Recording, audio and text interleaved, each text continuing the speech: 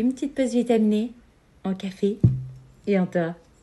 Tu te nommeras un roi sur toi. Le Kli Yakar explique que le roi d'Israël doit être précisément au-dessus du peuple, sur toi.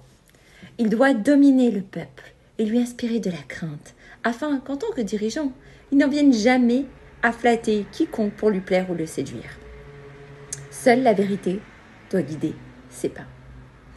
Mais il y a un autre sens qui nous est expliqué par Rabbi Israël Salanter, qui en ce mois d'Elul nous est indispensable pour travailler nos midotes et être émette à l'égard de soi-même. Il nous dit dans Igeret Amoussar, il extrapolait ces versets de la manière suivante.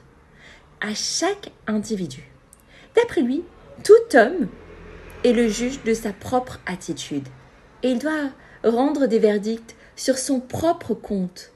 Pour échapper au Yetzer Hara, la crainte de la punition, justement, doit être continuellement dans sa tête.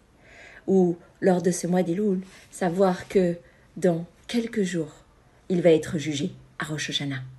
Le travail que l'homme doit fournir dans son service divin consiste à avoir sous les yeux, en permanence, la crainte d'Hachem et la peur de la punition, au point qu'il puisse presque entendre de ses oreilles et voir de ses propres yeux le terrible châtiment qui le guette. Au-delà de ça, il doit voir aussi cette crainte de l'amour d'Hachem, en ce sens de se dire « Je suis en train de décevoir mon Père ».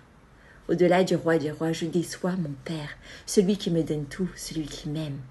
Comme un enfant qui déçoit ses parents, qui est attristé de les avoir déçus, qui a peur de ne plus être aimé. Pourquoi il a peur de ne plus être aimé? Parce qu'il a fait une bêtise. Nous sommes tous les enfants d'Hachem, ne l'oublions pas. Au-delà de ça, comme le dit nos sages, le juge, cela s'adresse aussi à tout homme qui est juge sur lui-même, devra considérer à tout moment qu'une épée est plantée entre ses jambes et que la porte de l'enfer est ouverte sous ses pieds. C'est écrit dans la Gemara Sanhedrin 7a. S'il tient cette ligne de conduite et imprègne son cœur de cette idée, il sera épargné. Bonne journée à tous et à toutes.